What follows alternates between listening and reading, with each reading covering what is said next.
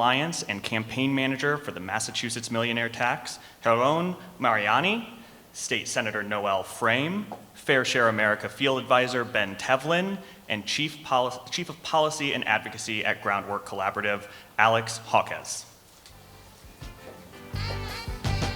We pulled in just behind the bridge. He lays her down. He frowns. My life's a funny thing. Am I still too young? Thanks for joining everyone today. We're going to get right into the questions and answers, mostly because the senator here has a hard stop. We got to get her on the plane, but also because we have a tremendous amount to cover about how we are going to take these fights to the states, what lessons we can learn, and how we can build a 50-state coalition going forward. So I want to start with Jeron. In 2022, you were the campaign manager for the Millionaire's Tax in Massachusetts. Can you tell us about some of the key reasons that you won that race and what lessons we should be taking from it?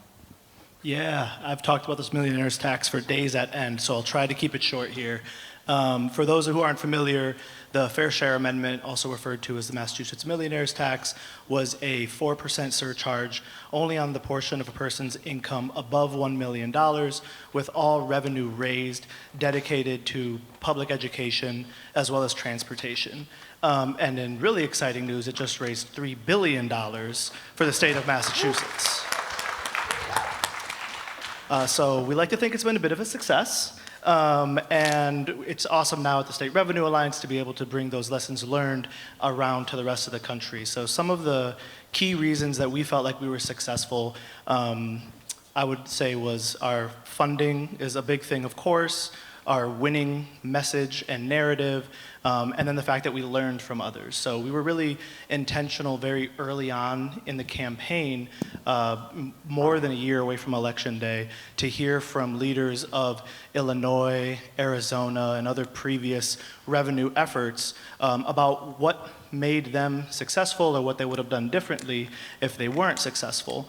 And one key takeaway that was really reiterated to us was that we need to get in front of voters first, and we need to never let up on the gas. And so we organized our entire campaign around launching field, television, digital, mail, everything way earlier than people would expect for a traditional campaign. We were knocking on doors in April for a November election, and people were like, I'm gonna forget this by the time I go to the ballot box. But it was essential that we did that to frame the conversation in our context. And you know, we did have a lot of funding for this campaign. We were in a very strong position. This was, for us, a $30 million campaign in order to pass this millionaire's tax. And again, for $30 million, the return on investment of $3 billion last year, $2.5 billion the year before, and we'll see as time keeps going on all the money that's coming in to invest back in Massachusetts. We think an incredible return on investment. And I'd like to also say that not every state is Massachusetts. All of these campaigns in different states will operate differently. New Mexico had an amazing ballot initiative also in 2022, and they spent $6 million on their campaign to raise new revenue from oil and gas and fund education. And not to steal, but maybe just to show some of what Senator Frame might talk about with the capital gains defense, that campaign was something like $6 million, I think, right, in total spend. So every state is gonna be different. And the last thing that I'll say is just, you know, we had a really strong narrative, and we practiced really intense message discipline. You know, we said that this was a win-win for Massachusetts. 99% of residents won't pay a penny more, and we will all benefit from greater investments in public education, roads, bridges, public transportation, including the wealthy few who pay these taxes because they live in this commonwealth and they benefit from those greater investments as well. And we kept everyone marching to the same beat, and you know, it came out successful.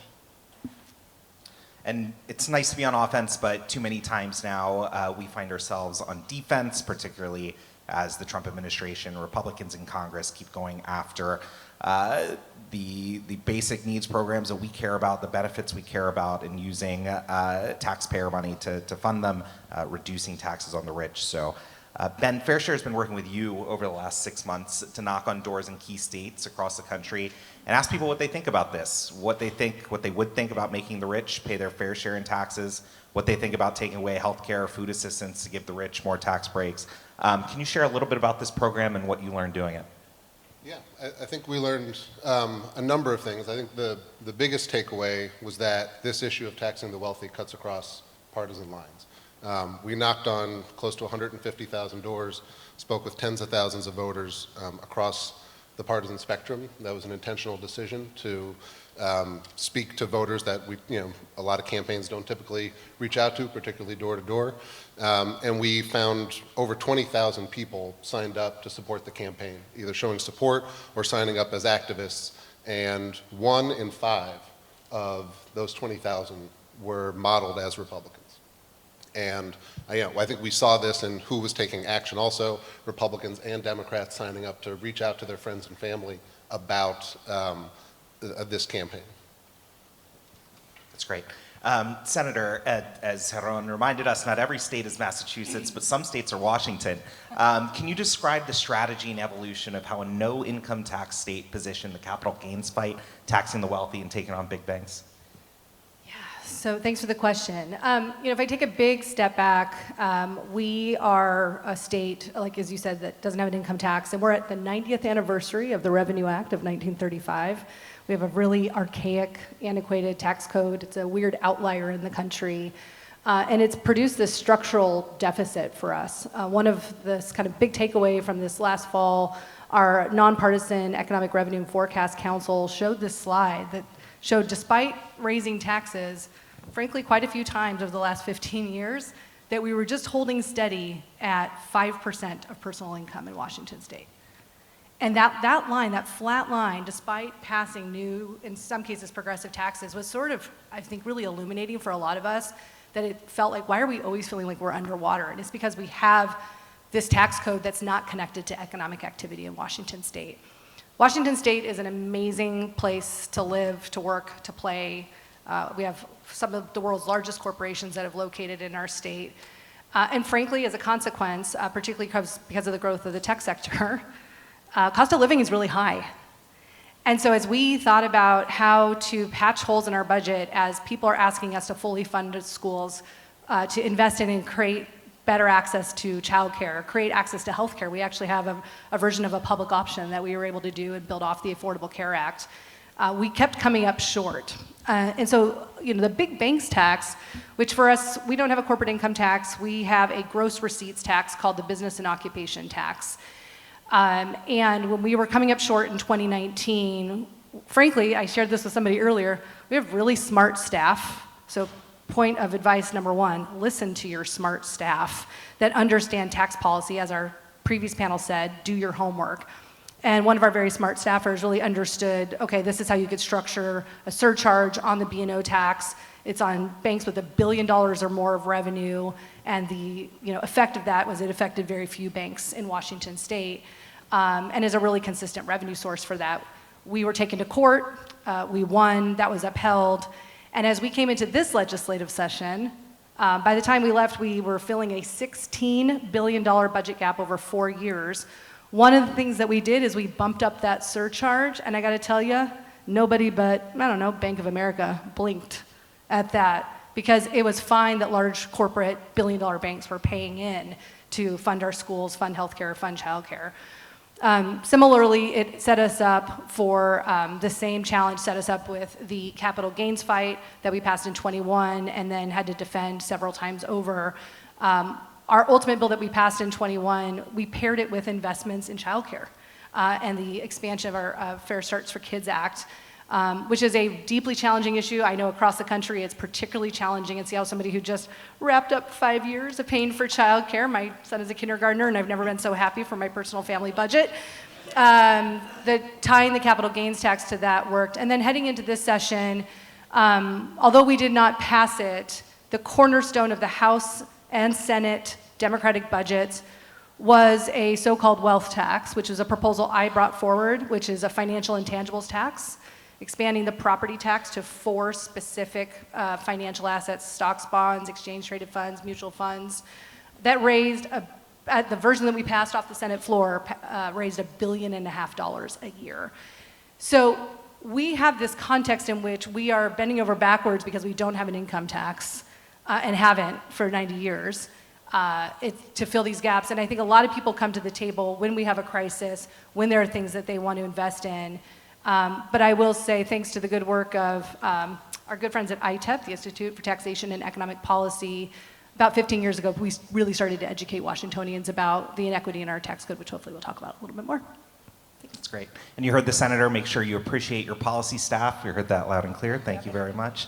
Jeron, you're talking about some of the opposition that you faced. I imagine many of it along the same lines as a senator, and also that we're going to hear kind of across the country. What were the arguments that your opponents were making, and how did you knock them down? How did you convince voters to stick with you? Yeah, some of them are really commonplace arguments that, through my job at the State Revenue Alliance, we are hearing other advocates in different states reiterate to us. One really common refrain is millionaire flight. Of course, this myth, this fairy tale, that if you increase and institute these new taxes, then millionaires and corporations are going to flee your state by the boatload. We did, the State Revenue Alliance, a report with the Institute for Policy Studies very recently looking at Washington, Massachusetts, New York, Rhode Island, a bunch of states that have instituted new taxes on the wealthiest members of their states. And not that it's something to be celebrated per se, but the wealth in those states has gone up, and it's gotten more concentrated after those things have been passed. And based on the receipts of how the revenue is coming in Massachusetts and Washington and others, we know those folks are there. We know they're paying, and fortunately or unfortunately, however you want to frame that argument, they're actually getting wealthier. So they are just fine. Millionaire flight is a myth. Thanks to our friends at the Center on Budget and others who have done research on this for a long time, we can say that confidently and know that we're right. It's just a really different thing to communicate that to somebody and have them believe you. And that's really was our struggle. So rather than talking about those facts on the campaign trail, we mostly used a human argument, and we said, listen, these millionaires are people like you and me. They choose where they live based on their family background, their communities, their jobs, their connections, and those are decisions that you can relate to. They're not going to uproot themselves just because of this 4% surcharge. And that really resonated with voters. And just, another argument that I thought that we really were prepared to counter on was the local business owner argument. They want to frame all of these new taxes as taxes on local business owners, and nothing could be further from the truth. Again, we knew that we needed to not only be right, but we needed to convince people we were right. So we hired a small business organizer in June of our campaign year, and she did a sensational job organizing 100 business owners to endorse our campaign, and let me tell you, we put them everywhere. They were on television, digital, mail. They were kicking off our Canvas launches. They were very embedded in our campaign as spokespeople. And by the end of the campaign, I don't think that the opposition really held water making this argument anymore, when there are so many local business owners saying, by the time I, reinvest in my business, pay all my staff, pay my taxes, do everything I have to do, I'm not clearing $1 million a year in personal take-home income, so I won't be paying this tax.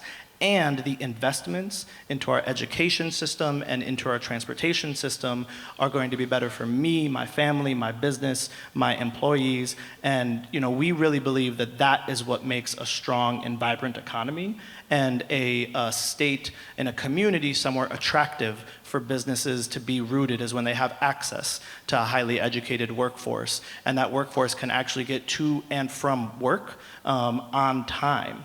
So those were a couple of the common arguments. I said a lot of things that we had to retort, but I'll leave it there for now. I appreciate the Institute for Policy Studies study. My boss, Lindsay Owens, the executive director of Groundwork, wrote an op-ed in Rolling Stone recently on Zohran Mamdani's proposal for a millionaire tax, debunking these same sort of myths. And I think by your first statement and how much revenue you have raised thus far, I think it's safe to say the millionaires have not already left. In fact, they are paying their fair share. I think breaking down and kind of, as you mentioned, Ben, the breakdown between the partisanship gaps on some of these issues, the successful efforts to beat back these kind of commonplace arguments against taxing the wealthy, kind of gives us hope for a coalition that could be based, a bipartisan, cross-partisan coalition. Do you think these voters are truly up for grabs, or that the findings are driven by anger, betrayal at their own party? How can we design strategies to have a longer arc of engagement with this population, not just dropping in, when there's a big fight happening? Yeah, I think it's a great question. I think, just given the volume of conversations that we saw, that canvassers were having, I do think that candidates that are seen as credible, voters will be attracted to candidates that can be seen as credible leaders and fighters on taxing the wealthy. I think, we saw that in the data. As far as like a long-term engaging strategy, I think the fair share model is an incredibly smart one. I think we want to continue giving opportunities to everyday people to lead. We saw in the documentary and we saw it on the doors, people are scared, they are angry, they're hurt, and if we give them the opportunity, canvassers routinely said that they felt like people were just waiting for somebody to knock on their door and give them an opportunity to do something. All we had to do was ask, and we saw people immediately commit, and if we continue to give folks those opportunities, they will take action, and if we have folks, beating the bushes, on the doors, face-to-face, generating leads, organizers then follow up to give them, bring them along a ladder of engagement, give them other opportunities, we can see, I think, dramatic results. One other just piece of data I'll mention, we've been doing a friends and family relational program in just a couple congressional districts for a few weeks, and we've already recruited a few thousand people to be mobilizers, and we've mapped just under 70,000 relationships in these two districts, and that's immense in an electoral context. In these two districts that we're organizing in, that number represents 17% of the 2022 electorate in both those districts, and this is just in a few weeks. We've already been able to map, create an outreach network within those districts, so certainly something to build on. And Senator, to build on that, what have you and your colleagues learned about the sentiment of voters, about how they're viewing the issue, and how they might be positioned for the next fight? So as I mentioned earlier, we've really kind of been in this for about 15 years now. In 2010, we had a big ballot loss where we had a big sort of proposal with the tax restructure, including an income tax, that went down by about 64%. And so we've really spent the last 15 years talking to voters and talking to our constituents about what the structural issue is and helping them understand that we have this upside down and regressive tax code. And again, big credit to ITEP. For years, we were the dead last worst state in the nation. We passed the capital gains tax and the working families tax credit, and now we're only the second worst in the nation. We do take pride in that because it was a meaningful closing of the gap. There was a 6x gap between our lowest income households and our highest income households, and that's now just a 4x gap. But that tells you that we still have work to do. So that consistent focus on narrative, as Jeron mentioned earlier, is really important. We do work in coalition. Balance Our Tax Code is this broad coalition group, along with local think tanks, Washington Budget and Policy Center, Economic Opportunity Institute, Partners in Labor. We've all been working together for 15 years to set this stage. And so when we were able to finally pass the capital gains tax and had the votes, because we had split government for some time, but we were finally able to pass the capital gains tax, we had to defend it in court, and we won. And then this last year, in 24, we had to defend it at the ballot. And I'll tell you, people, after 15 years of public education, people understand that working people are paying more than their fair share, and that the wealthy among us are not paying what they owe, and they're mad. They're mad because they love the place that they live, but it's increasingly unaffordable for them to live there. They need the childcare, they need fully funded public schools, they need the investments in infrastructure and transportation to get to and from work. And there's this real sentiment that the wealthiest among us are benefiting from all those investments and they're not chipping in like they should. So that anger is palpable, it's cross-partisan, as you said. And so we felt very confident leading with a package that just said, you know what, we're gonna tax financial assets with a property tax, just like we do the wealth of middle class people, which is their homes. It's not rocket science. It is just updating the tax code to reflect a modern economy. The people were with us. I will tell you, with the capital gains fight and now the wealth tax fight, it's the same arguments that Jeron mentioned. It's the myth of millionaire flight, right? I mean, and the myth of corporate flight. I mean, I joke about, we have corporations come to us and say, give us tax breaks or we'll leave, right? Or, don't raise our taxes or we'll leave. And then we raise their taxes and they don't leave. And we give them tax breaks and they do leave, right? There's not a relationship there. It's not true.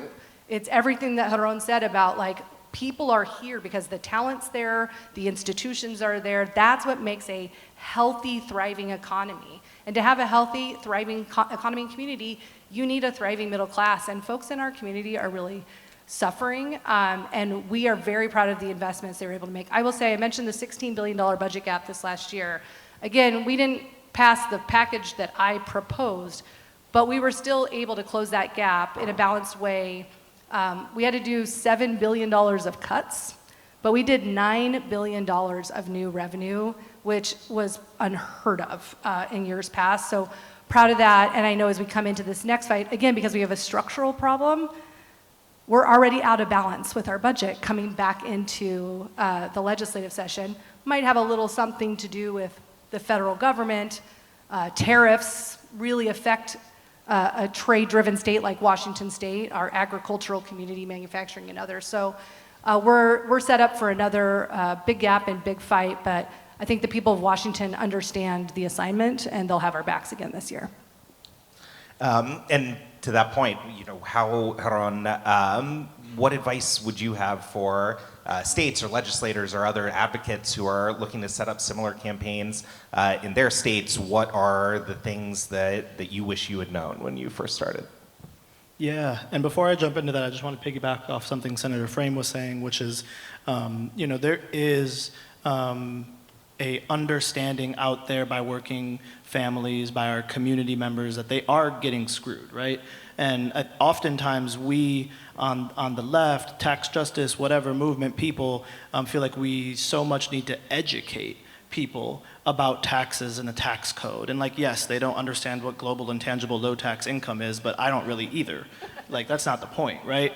The point is that the system is rigged, unfair, and there are people playing by a different rule book. And at the end of the day, also, shouts out to my buddy Eric Bernstein in Minnesota, something that he says when he does these trainings about progressive revenue is paying your taxes is amongst the most democratic things that you can do.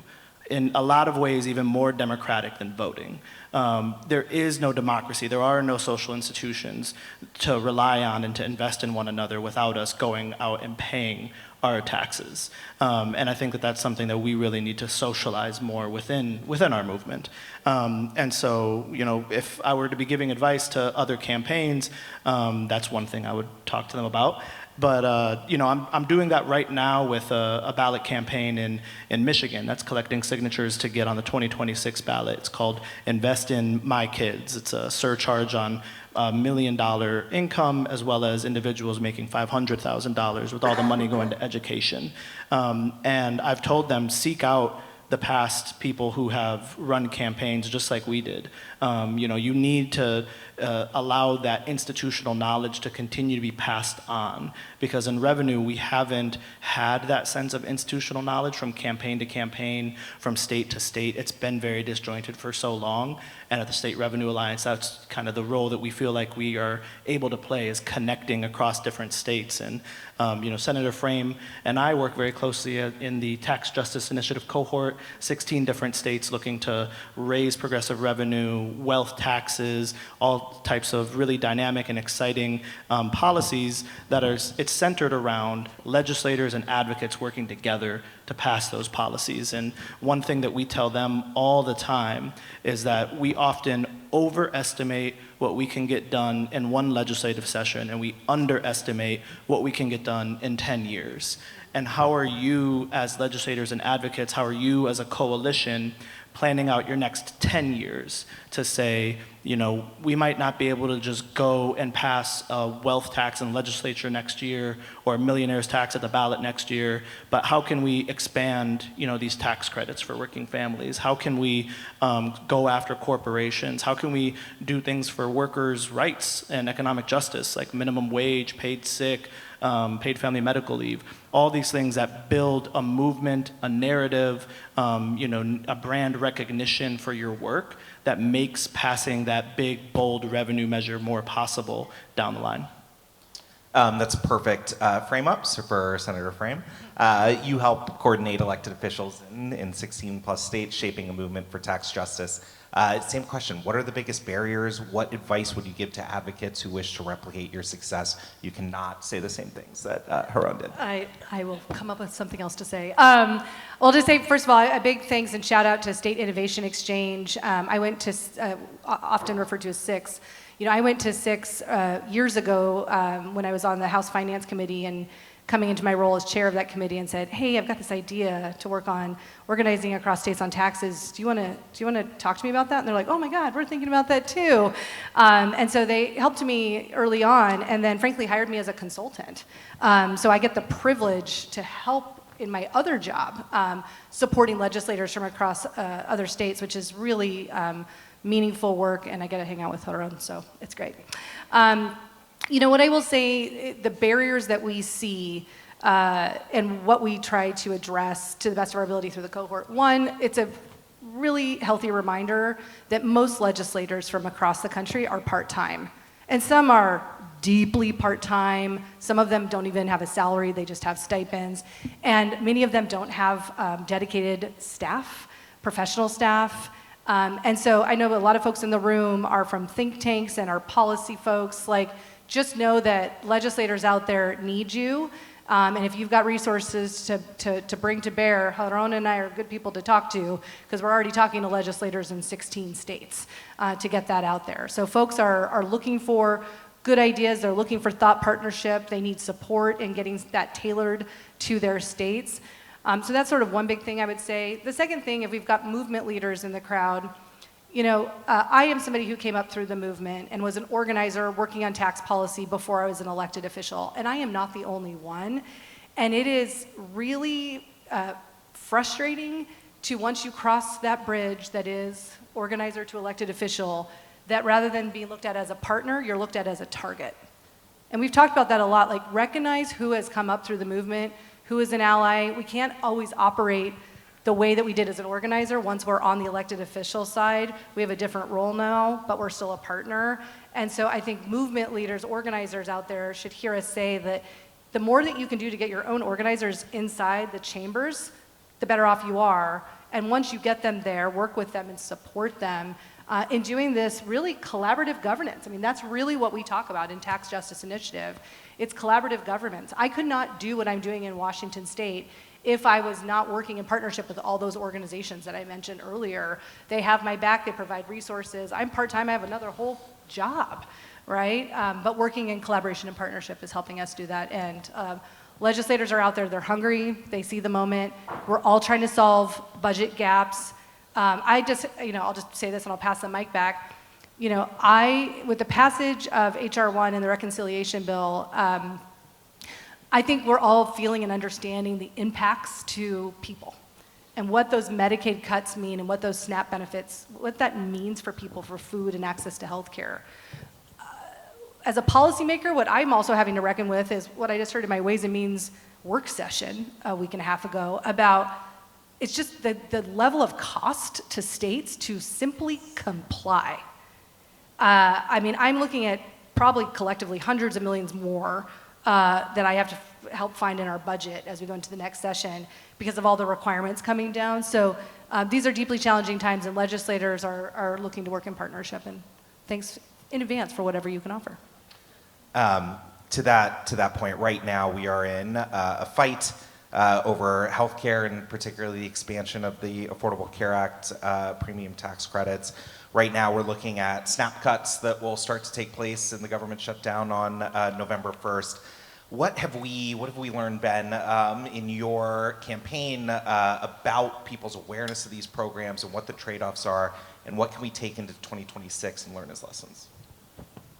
Yeah, I mean, I think people are very aware. I think folks are living, this reality. Folks are, one paycheck away from, dire financial situations, health situations, and I think people are aware. I don't know how much credit people get in the states for being aware, but they are, and they have their stories. And we saw even the canvassers that worked on this campaign. They are from the communities and the districts we're organizing in, and they had their own stories, and they were able to connect with voters at the door, sharing their stories. And I think it was that shared connection, that sharing, establishing the shared values of being a parent of a child, being a caregiver of an aging parent, establishing those shared values is what drove people to take that next step, to take action. So like, oh, we agree on this, we are in the same boat, you're doing this, I'm gonna follow. And I think that model of meeting people where they are, there's no shortcuts in this type of organizing work. You've got to meet people, you've got to talk to them face to face, you've got to share the stories, and then once you've made that connection, you can build upon that and build real grassroots power. Jeron, we've talked about what lessons the states can learn. Same question, what states can federal policymakers learn? What should we be taking from the work that you all are doing in the states as we think about the federal fight that's happening right now? Yeah, I think going back to the last panel and really the theme of the movie, it's about investing in and cultivating power from the ground up. And federal level elected officials, federal level organizations, seeing what's going on the ground in their states, investing their own time, energy, resources in it, is something that I think there's a lot of hunger for out there in the states. There are lots of partners that we work with. We're in 38 states right now, who oftentimes feel isolated in their movement work. And they're resilient. I think about our partners in Arizona going through, when it comes to immigration, some of the craziest, most heartbreaking things that I could ever imagine seeing, and yet they're still here. They're still doing the work, and they're doing it out of respect for the people who came before them, and yet they still feel like, but people aren't listening. People outside of Arizona don't see us. Even, federal, national level people in Arizona aren't involved in the fight. Why can't we get their attention? So I think that there needs to be a reimagining of how we work on taxes on the left, and how we work on taxes at the national level that really does say we're paying respect and we're paying attention to what's going on the ground in the states, letting those people lead, drive, uplifting those voices and stories, and ensuring that that is what guides us as we make these decisions moving forward. I'd love to add something if I could. Please. So our outgoing governor in January, Governor Jay Inslee, gave his last State of the State address. And one of the things that he said in that State of the State address was, looking right at all the legislators in the chamber, he said, I hope you'll listen to people beyond just the people that have your cell phone numbers. Don't just listen to the people that have your cell phone numbers. And I gotta tell you, I have never been so close to the halls of power as I was this last legislative session. And I think far too many of my colleagues are listening to the people that have their cell phone numbers. Now, I'm pretty proud of my legislative colleagues. When I say my colleagues, I'm talking a broad set of elected officials, not just legislators. So if the question is, what can the feds learn from the states? Learn that. Spend time with the people. Do the town halls. Listen to the people. Listen to their cries. The most successful candidates out there right now are the ones talking about affordability. People are hanging on by a thread, and I think the comment that was made earlier about the lack of hope that they have a chance to hang on much longer. It's not just about paycheck to paycheck. It's like, what's going to happen when that paycheck goes away? I was just sharing with Jeron, announcements of tens of thousands of layoffs in my state today while I'm gone. People are really wondering and hurting. So policymakers need to be with the people. They need to listen to what they're asking for. They need to hear the support across partisan lines. And they need to stop listening to people who can make just fantastical arguments about money fleeing the state and businesses leaving the state and, oh, it's not going to work, and, oh, you don't know what you're talking about, and all that. No, we know. We did our homework. We just need to listen to the people. Ben, what resources do you need, do we need to bring to bear for the next phase of this fight? It's ongoing, the engagement with these people who have felt disaffected, who are potentially gettable, of course, we're going to need to continue to engage with. How can the folks in this room, the folks at home, think tanks, other organizations help support that work into 2026 and beyond? Yeah, I said before, there's really no shortcuts to this work. I think you just have to do the work of organizing. And it is granular, it is door to door, it is person to person. I think it gets the goods. I mean, we've seen this, over and over again, that when you actually meet people where they are, you can inspire people to action. And I think it's that investment in those types of tactics, sustained year-round, ideally, working with partners, and scaling when needed. I think there's an organizing and an electoral handshake that can happen around this program, but it is early investment, it's sustained investment, and it's got to involve on-the-ground organizing. Can I piggyback on that real quick? Just doubling down on the early investment piece. Like I said, we were fortunate in our campaign with the amount of resources that we were given, but they were also earned by a decade of organizing and demonstrating professionalism, campaign plans, listening to data, the ability to win and execute, and that money from 10 years ago paid dividends to being able to pass the millionaire's tax in 2022.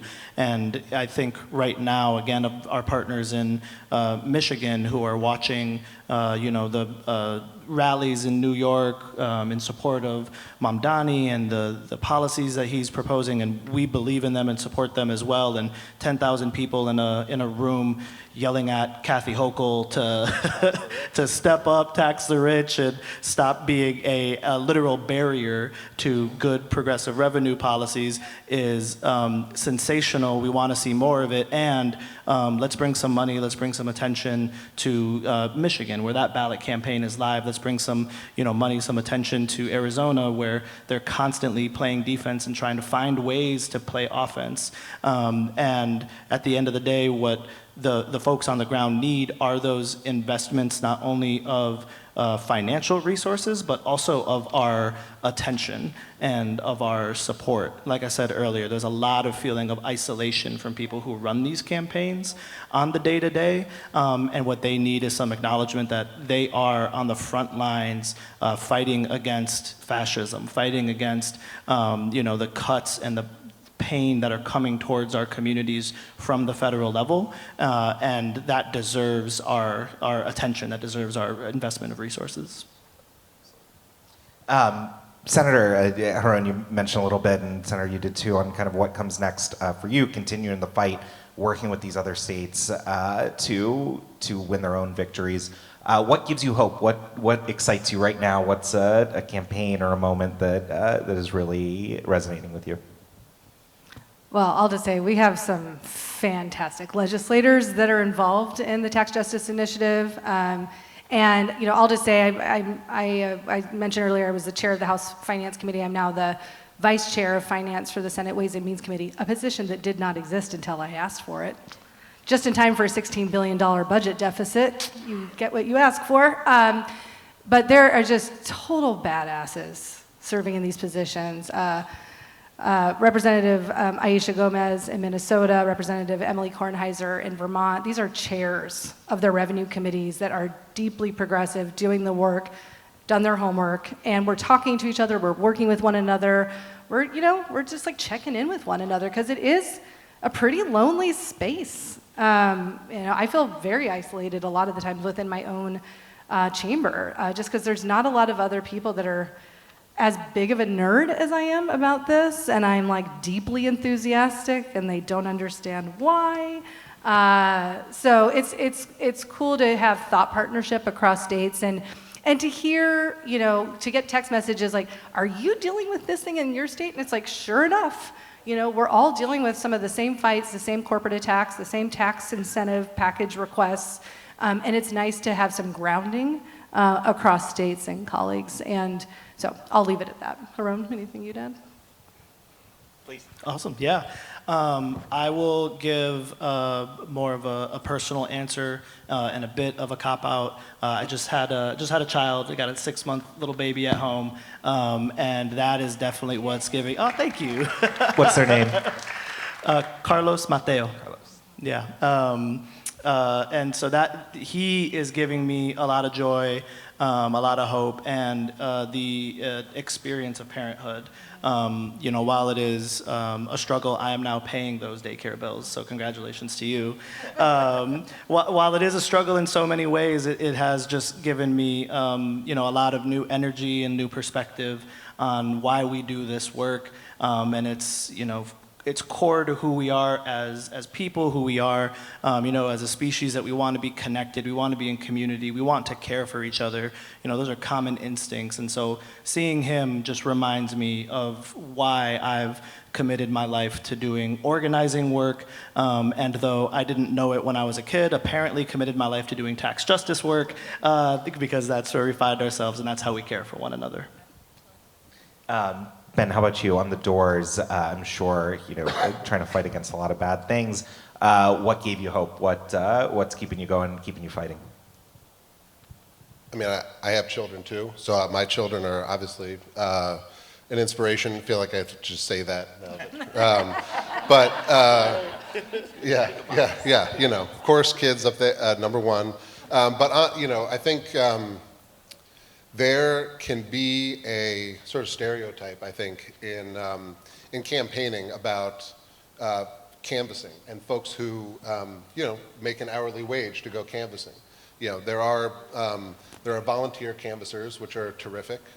If you have the type of campaign that lends itself to volunteers, I think there's a stereotype that somehow folks who get paid to do canvassing work may not be as authentic or as committed as volunteers. And I think that can be pernicious, because there are folks, volunteering requires a luxury of time that a lot of folks don't have. And if we want to allow a point of entry for folks from different socioeconomic backgrounds into the movement to be able to tell their story, we have to pay people for their work. And when I see canvassers who come in for, they saw an ad in the paper or they heard about it from a friend, they might come in because it's a job, but then you see that light bulb go off.